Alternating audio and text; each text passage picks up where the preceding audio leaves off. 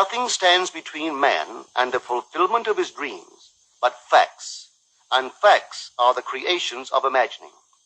If man changes his imagining, he will change the facts. Man and his past are one continuous structure.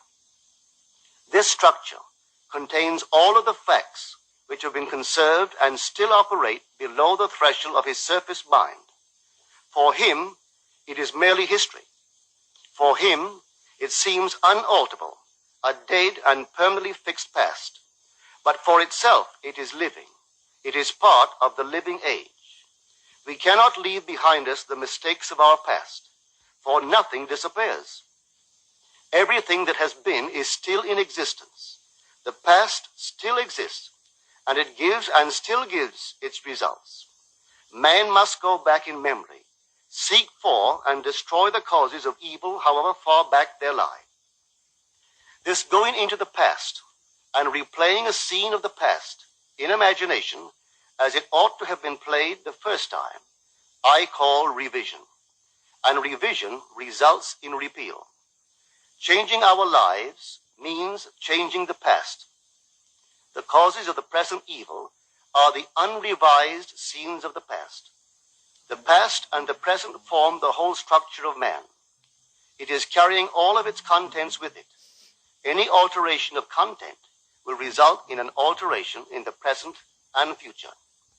Live nobly, so that mind can store a past well worthy of recall.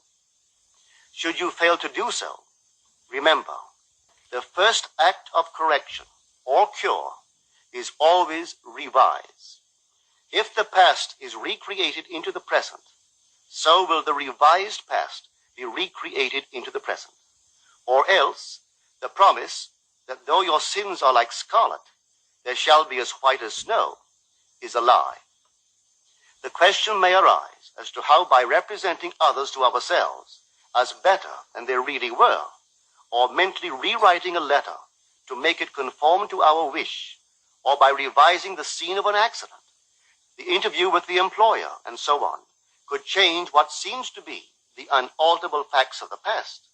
But remember my claims for imagining. Imagining creates reality. What it makes, it can unmake. It is not only conservative, building a life from images supplied by memory. It is also creatively transformative, altering a theme already in being. The parable of the unjust steward gives the answer to this question.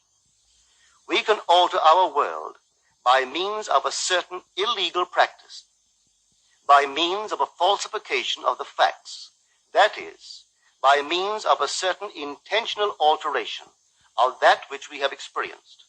And all this is done in one's own imagination.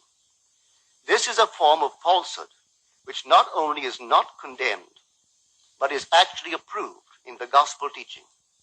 By means of such a falsehood, a man destroys the causes of evil and acquires friends. And on the strength of this revision, proves, judging by the high praise the unjust steward received from his master, that he is deserving of confidence. Because imagining creates reality, we can carry revision to the extreme and revise a scene that would be otherwise unforgivable.